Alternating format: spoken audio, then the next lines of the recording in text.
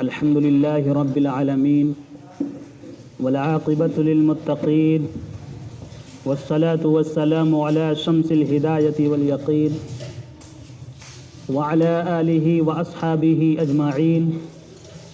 أما بعد، فقد قال النبي صلى الله عليه وسلم: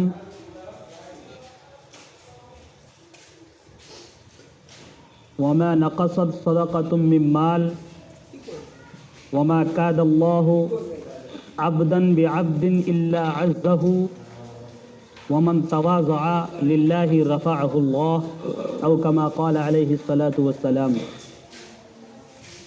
اللهم صل على سيدنا محمد وعلى آل سيدنا محمد وبارك وسلم.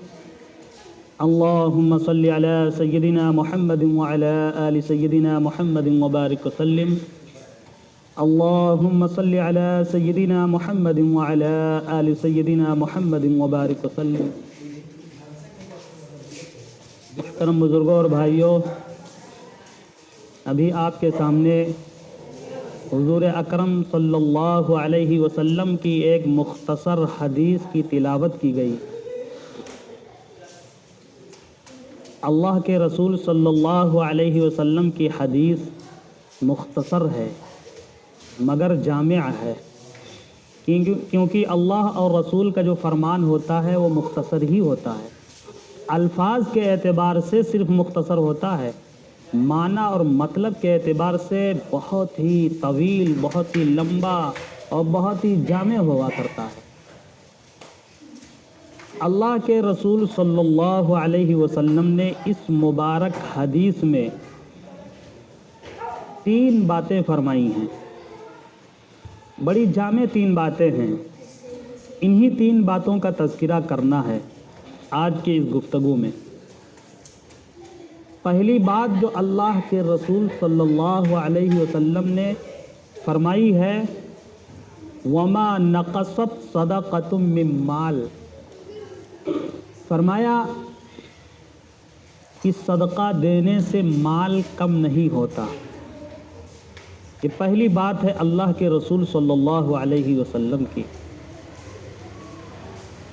کیونکہ ہمارے ذہنوں میں یہ ہوتا ہے کہ اگر اللہ کے راستے میں صدقہ دیں گے، کسی کو کچھ دے دیں گے، کسی کی ضرورت پوری کرنے کے لیے کچھ تعاون کر دیں گے، زکوٰۃ نکال دیں گے، تو اس سے ہمارا جو مال ہے، جو سرمایہ ہے، وہ کم ہو جائے گا.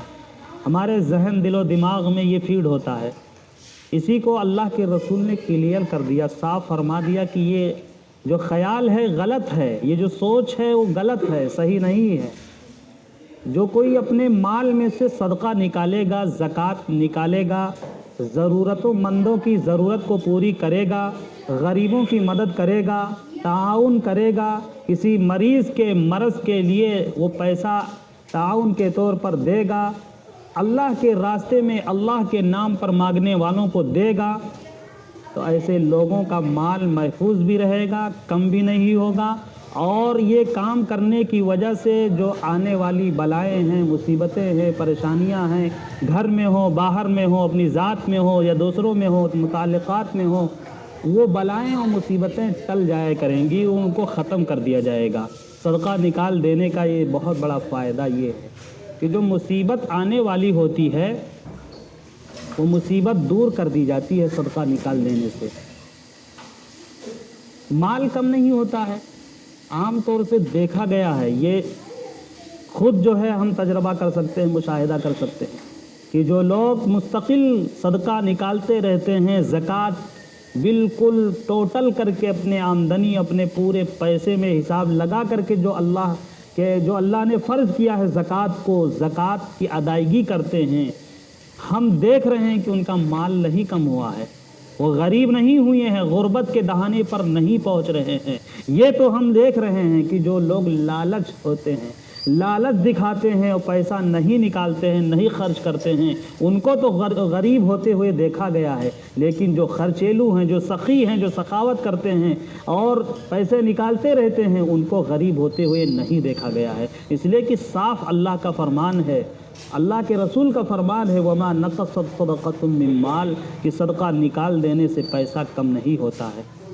جو ایک سال رسید 100 روپے کی کٹاتے ہیں، دیکھا گیا آئندہ سال بڑھا دیتے ہیں کہ مولانا صاحب اور بڑھا کے کاٹیے رسید، اور ہم دے رہے ہیں 150 دے رہے ہیں 200 دے رہے ہیں، 500 دینے والے 1000 دیتے ہیں۔ کہیں نہیں دیکھا گیا کہ جو 500 رسید کٹاتے ہیں وہ کہتے ہوں کہ اب ہم تو غریب ہو گئے ہیں، اب ہم 100 روپے دیں گے۔ بہت کم دیکھنے کو ملا ہے۔ اور کوئی بھی مانگنے والا سائل آئے، کوئی سوال کرے، اپنی ضرورت کا اظہار کرے تو اس کو ٹھکرانا نہیں چاہیے۔ اللہ تعالیٰ نے مال دیا ہے، ہمیں مالدار بنایا ہے، مال کا چوکیدار نہیں بنایا ہے۔ ہم مال کے چوکیدار ہو جاتے ہیں، مالدار ہونے کے ساتھ ساتھ مال کے چوکیدار ہو جاتے ہیں۔ مال کے چوکیدار ہونے کا مطلب یہ ہے کہ مال کی سیفٹی اور اس کی حفاظت میں محنتیں کرتے رہتے ہیں، کس طرح سے ہمارا مال بچا رہے، الماری کے اندر، لاکر کے اندر، بینک بیلنس کس طرح سے ہمارا محفوظ رہے، ختم نہ ہو، کم نہ ہو، اس کی چوکیداری ہم مستقل کرتے رہتے ہیں۔ تو یہ ہم مال کے چوکیدار ہیں۔ کوئی بھی ضرورت کا اظہار کرے، اس کی ضرورت کو پوری کرنی چاہیے اللہ کی دی ہوئے مال و دولت سے۔ قرآن میں صاف اللہ نے فرمایا وَأَمَّا السَّائِلَ فَلَا تَنْهَرْ، مانگنے والے کو جھڑکیے نہ۔ ہم یہ دیکھتے ہیں کہ یہ مانگنے والا مانگ رہا ہے، کیوں مانگ رہا ہے، ہم سے کیوں مانگ رہا ہے، ہمیں نہیں دینا چاہیے، تو تندرست ہے، ایسا ہے، تمام طرح کے سوالات آتے ہیں۔ لیکن قرآن نے یہ نہیں کہا کہ اگر تندرست مانگے تو نہ دو، اگر صحیح سلامت آدمی مانگے تو نہ دو۔ صاف ہے کہ اگر وہ مانگ لیا ہے آپ سے تو آپ کو دے دینا چاہیے، اللہ کے نام پہ مانگا ہے تو دے دینا چاہیے۔ وہ کام نہیں کر رہا ہے تو ہم کیا اللہ کا کام کر رہے ہیں؟ اگر وہ نہیں کام کر رہا ہے، مانگ رہا ہے، تو ہم بھی تو اللہ کا کون سا کام کر رہے ہیں جو اللہ ہمیں فری میں مفت میں دے رہا ہے؟ اور اگر اس شکریہ میں بھی ہمیں دے دینا چاہیے کہ اللہ تعالیٰ نے ہمیں بھکاری نہیں بنایا ہے، مانگنے والا نہیں بنایا۔ یاد رکھے جو مانگتا ہے پیسہ وہ بھی تو ایک بہت بڑا کام کرتا ہے۔ اس کا کام یہ ہے کہ وہ اپنے آپ کو پہلے ذلیل کرتا ہے۔ بھکاری آدمی ذلیل ہوتا ہے، مانگنے والا آدمی ذلیل ہوتا ہے، نیچے ہوتا ہے، اور دینے والا آدمی اوپر ہوتا ہے۔ یہ اصول ہے۔ تو وہ ایک محنت کیا، اس نے اپنے آپ کو پہلے ذلیل کیا، اپنے آپ کو پہلے رسوا کیا، ذلیل ہو کر کے پھر کسی سے سوال کیا، مانگا۔ تو یہ کم کیا ہے کہ وہ اپنے آپ کو ذلیل مان لیا کہ ہم ذلیل ہیں، چھوٹا ہے، ہم نیچے ہیں، آپ سے ہم مانگ رہے ہیں، آپ دیجیے، آپ ہم سے بڑے ہیں۔ تو اس کا بھی ایک ہے کہ اللہ کے شکریہ میں ہم دے دیں، کہ اللہ کا شکریہ ادا کرتے ہوئے اس مانگنے والے کو دے دیں کہ اللہ تعالیٰ نے ہمیں یہ ذلیل نہیں کیا۔ بھکاری بھی اللہ تعالیٰ بنا سکتے تھے، ہمیں اس کو مالدار بنا سکتے تھے، ہمیں بھکاری بنا سکتے تھے، لیکن اللہ تعالیٰ نے ہمیں مانگنے والا بھکاری نہیں بنایا، بلکہ دینے والا اللہ تعالیٰ نے ہمیں بنایا، ہمیں مالدار بنایا، مال و دولت سے نوازا۔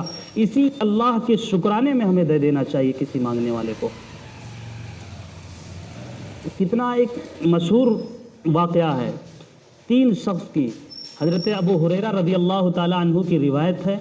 اللہ کے رسول صلی اللہ علیہ وسلم نے فرمایا حدیث شریف میں کہ بنی اسرائیل میں 3 طرح کے آدمی تھے، ایک گنجا تھا، ایک سفید برس کا مریض تھا، اور ایک اندھا تھا۔ ایک فرشتہ اللہ کے جانب سے آتا ہے اور اس سے پوچھتا ہے گنجے سے کہ تم کیا چاہتے ہو؟ گنجا فوراً کہتا ہے چاہتا ہوں کہ یہ عیب ہمارا دور ہو جائے، بال ہمارے آ جائیں سر پہ۔ وہ فرشتہ ہاتھ رکھتا ہے، صحیح ہو جاتا ہے۔ پھر کہتا ہے تم کیا مانگتے ہو؟ اس نے کہا کہ ہمیں گائے چاہیے۔ وہ فوراً اللہ سے دعا مانگتا ہے، اس کے یہاں گائے جو ہے لاتے ہیں، اور وہ گائے جو ہے اس کے پاس ہو جاتی ہے، اور پھر وہ گائے سے بڑی برکتیں ہوتی ہیں۔ اسی طرح جو ہے جو سفید جسم تھا، جس کا برس کا مریض تھا، فرشتہ اس کے بعد پوچھتا ہے کہ تمہیں کیا پرابلم ہے؟ وہ بھی بتلاتا ہے کہ ہماری یہ سفیدی دور ہو جائے اور ہمارا رنگ صحیح ہو جائے، ہمارے جسم کا صحیح سلامت ہو جائیں۔ پھر فرشتہ ہاتھ رکھ کر پھیرتا ہے، وہ صحیح ہو جاتا ہے۔ اللہ کے جانب سے وہ امتحان کے طور پر فرشتہ پہنچا تھا، صحیح ہو جاتا ہے۔ پوچھتا ہے تمہیں مال میں سے کیا چاہیے؟ وہ کہتا ہے کہ ہمیں اونٹ چاہیے۔ اونٹنی دے دی جاتی ہے اس کو، اور بہت نسلیں اس کی بڑھتی ہیں اونٹنی کی، پورا جو ہے اس کی جگہ میدان جو اس کا ہوتی ہے، سب میدان پورا بھر جاتا ہے اس کے جانوروں سے، اتنے جانوروں میں برکت ہوتی ہے۔ اندھا کے پاس فرشتہ جاتا ہے، پوچھتا ہے تمہیں کیا ضرورت ہے؟ وہ کہتا ہے کہ ہماری روشنی مل جائے، بینائی ختم ہو گئی، بینائی لوٹ آئے، دیکھنے لگوں، سب کو میں بھی دیکھوں دیکھنے والوں کی طرح۔ وہ فوراً ہاتھ پھیرتا ہے، فرشتہ صحیح ہو جاتا ہے، اس کی بینائی آ جاتی ہے۔ پوچھتا ہے تمہیں کیا چاہیے مال میں سے؟ وہ کہتا ہے کہ ہمیں بکری چاہیے۔ فرشتے کی جانب سے انتظام ہو جاتا ہے اور اس کو بکریاں دے دی جاتی ہیں، اور بکریوں میں بڑی برکت ہوتی ہے، بہت بکریوں والا وہ ہو جاتا ہے۔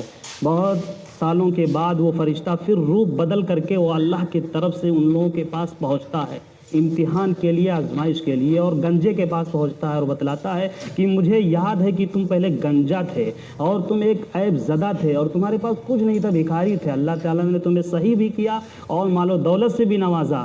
میں اللہ کا نام لے کر سے تم سے سوال کر رہا ہوں کہ کچھ گائے اور کچھ بیل ہمیں چاہیے آپ کے جانوروں میں سے۔ وہ کہتا ہے کہ نہیں، آپ غلط کہہ رہے ہیں، ہم بالکل صحیح تھے، پہلے سے صحیح تھے، ہمارے باپ دادا سے یہ مال و دولت چلی آ رہی ہے، ہم خاندانی مالدار ہیں۔ اور ٹھکرا دیتا ہے، نہیں دیتا ہے۔ فرشتہ بد دعا دیتا ہے کہ اللہ تعالیٰ جیسے تم پہلے تھے ویسے پھر اللہ تعالیٰ تمہیں ویسے ہی بنا دے، اور بد دعا لگتی ہے، وہ فوراً پہلے ہی جیسا ہو جاتا ہے، وہ گنجا ہو جاتا ہے، مال و دولت اس کے سب ہلاک و تباہ و برباد ہو جاتے ہیں۔ اسی طرح وہ جو برس کا مریض تھا، جو سفیدی اس کے جسم پہ تھی، اس کے پاس فرشتہ پہنچتا ہے، وہ یہی سوال کرتا ہے کہ اللہ کے نام پہ اپنی دولت میں سے کچھ دے دو۔ وہ پھر وہی جواب دیتا ہے جو پہلا جواب دیا تھا، وہی جواب دیتا ہے کہ ہم کچھ کبھی بھی کوئی مریض نہیں تھے، کوئی بیماری ہمیں نہیں تھی، یہ مال و دولت تو ہماری خاندانی چلی آ رہی، وراثت میں ہمیں مال و دولت ملی ہے، کچھ نہیں دیتا ہے۔ فرشتہ بد دعا دیتا ہے، وہ جیسے پہلے تھا ویسے ہی پھر ہو جاتا ہے۔ آخر میں اندھے کے پاس آتا ہے، وہ بتلاتا ہے۔ اندھا کہتا ہے بے شک آپ جو کہہ رہے ہیں صحیح کہہ رہے ہیں، سچ کہہ رہے ہیں، میں نابینا تھا، میرے آنکھ کی روشنی نہیں تھی، میں کچھ نہیں دیکھ پاتا تھا، اللہ کا کرم ہوا کہ اللہ کی طرف سے مجھے روشنی ملی، میں دیکھنے کے قابل ہوا، اور اللہ تعالیٰ کا کرم ہوا کہ مال و دولت سے ہمیں نوازا گیا۔ آپ اللہ کے نام پہ ہم سے دولت مانگ رہے ہیں، دولت ہے ہماری، یہ سب اللہ کی ہے، اللہ کے نام پہ مانگ رہے ہیں، جو چاہو تم لے لو، جتنا چاہو لے لو۔ وہ فرشتہ بتلاتا ہے کہ مجھے پہچانے نہیں، میں نبی نہیں، میں کوئی آدمی نہیں ہوں، مجھے ضرورت نہیں مال و دولت کی، میں فرشتہ ہوں، اللہ کے جانب سے بھیجا گیا ہوں، امتحان کے طور پر بھیجا گیا ہوں، آزمائش کے لیے بھیجا گیا ہوں کہ میرے فلاں بندے کے پاس جاؤ، ان پر ہماری نعمتیں نازل ہوئیں، ان پر ہمارا کرم ہوا، جا کر کے دیکھو، ان کو آزماؤ کہ وہ اسی حال میں ہے کہ ان کے حال میں تبدیلی آئی ہے، لیکن تم کامیاب ہو گئے، تم نے اللہ کے نام پر دے دیا، تم کامیاب ہو گئے، تمہارا باقی رہے گا، باقی تمہارے جو 2 ساتھی پہلے وہ سب کے سب ہلاک و برباد کر دیے گئے۔ تو اللہ کے نام پر دے دینے سے کم نہیں ہوتا ہے، اور جو بلائیں اور مصیبتیں اور جو پریشانیاں آنے والی ہوتی ہیں وہ دور ہو جاتی ہیں۔ اللہ تبارک و تعالیٰ دے دینے سے اس قدر خوش ہوتے ہیں، اتنا خوش ہوتے ہیں۔ اللہ کے رسول نے فرمایا السخی قریب من اللہ و قریب من الجنہ۔ اللہ کے رسول نے فرمایا کہ سخی جو ہوتا ہے، جس کے اندر سخاوت ہوتی ہے، جس کے اندر دینے کا، مال و دولت خرچ کرنے کا جذبہ ہوتا ہے، وہ اللہ کا قریبی ہے، اللہ کا چہیتا ہے، اللہ کا پیارا ہے، اللہ کے نزدیک بہت ہی محبوب اور پسندیدہ شخص ہے۔ السخی قریب من اللہ و قریب من الجنہ، اور وہ جنت سے بھی قریب ہے۔ جنتی جو ہوں گے وہ سخی ہوں گے، جنتیوں کی خاصیت اور صفت ہوگی سخاوت کی، جو سخی شخص ہوگا وہ جنت سے بہت ہی قریب ہوگا، اللہ کے رسول نے فرمایا۔ تو جو کوئی اللہ کے نام پر دیتا ہے، اللہ کے لیے خرچ کرتا ہے، اللہ کے گھر کے لیے خرچ کرتا ہے، اللہ کے راستے میں خرچ کرتا ہے، اللہ بہت خوش ہوتے ہیں اور مزید اس کو دینے کا فیصلہ فرما دیتے ہیں۔ اس کے جو مقدرات میں جو رزق ہوتے ہیں وہ رزق بڑھا دیا جاتا ہے اور زیادہ اس کو نوازا جاتا ہے۔ لئن شکرتم لازیدنکم، اللہ فرما رہے ہیں کہ اگر تم شکریہ ادا کرو گے میری نعمتوں کو پا کر کے تو میں اور تمہیں نوازوں گا۔ ولئن کفرتم ان عذابی لشدید، اگر تم نہ شکری کرو گے میری نعمت پا کر کے، تم شکر گزار نہیں رہو گے بلکہ نہ شکری کرو گے، نہ شکرا پن کرو گے، ان عذابی لشدید، تو سن لو میرا عذاب بہت ہی سخت ہے، میری پکڑ، میری گرفت بہت ہی خطرناک ہے۔ ایک بنی اسرائیل شخص موسیٰ علیہ السلام سے ملاقات کرتا اور کہتا ہے کہ آپ طور پہاڑ پہ جاتے ہیں، آپ نے خدا سے ہم کلام ہوتے ہیں، اللہ سے باتیں کرتے ہیں، اور وہ بہت ہی غریب شخص تھا۔ وہ کہتا ہے کہ آپ جائیے گا جب طور پہاڑ پہ تو اللہ تعالیٰ سے یہ التجا کیجئے گا، میرے طرف سے درخواست کیجئے گا کہ میرے مقدر میں جتنا رزق ہے اللہ تعالیٰ ایک بارگی ہمیں دے دے، ایک بارگی دے دے۔ موسیٰ علیہ السلام نے کہا ٹھیک۔ جب گئے طور پہاڑ پہ تو اللہ تعالیٰ سے درخواست لگائے ان کی طرف سے کہ فلاں بندہ ہے، غریب بندہ ہے، وہ مانگ رہا اپنے مقدر کا تمام رزق ہے۔ دعا قبول ہوئی پیغمبر کی، اور اس غریب شخص کو ایک کوئی شخص اجنبی شخص فرشتے کی شکل میں جتنا تھا اس کا مال و دولت جو بھی اس کے مقدر میں پوری زندگی کا لکھا ہوا تھا وہ سب کا سب اس کے پاس پہنچا دیا گیا، اس کے گھر میں لے جا کر رکھ دیا گیا۔ اب وہ شخص کیا کرنے لگا کہ جب پورے مقدر کا رزق پا گیا اللہ کے طرف سے، اللہ کے جانب کا اس کو رزق مل گیا، تو فٹافٹ اس نے کھلانا شروع کر دیا، غریبوں کی دعوتیں کرنا شروع کر دیا، تعلقات متعلقین کو کھلانا شروع کر دیا، سب پوری انسانیت کی خدمت میں لگ گیا اور سب کو کھلانے پلانے لگا۔ اب جتنا وہ کھلاتا، جتنا لوگوں کی ضرورتوں کو پوری کرتا، اللہ تبارک و تعالیٰ کے جانب سے فرشتے اتنے ہی اس سے بڑھا کر کے اور لا کر دے جاتے۔ پورا رزق مانگ لیا تھا، لیکن یہ حال ہو گیا اللہ کی طرف سے کہ وہ اور پھر اس سے بھی زیادہ نوازا جانے۔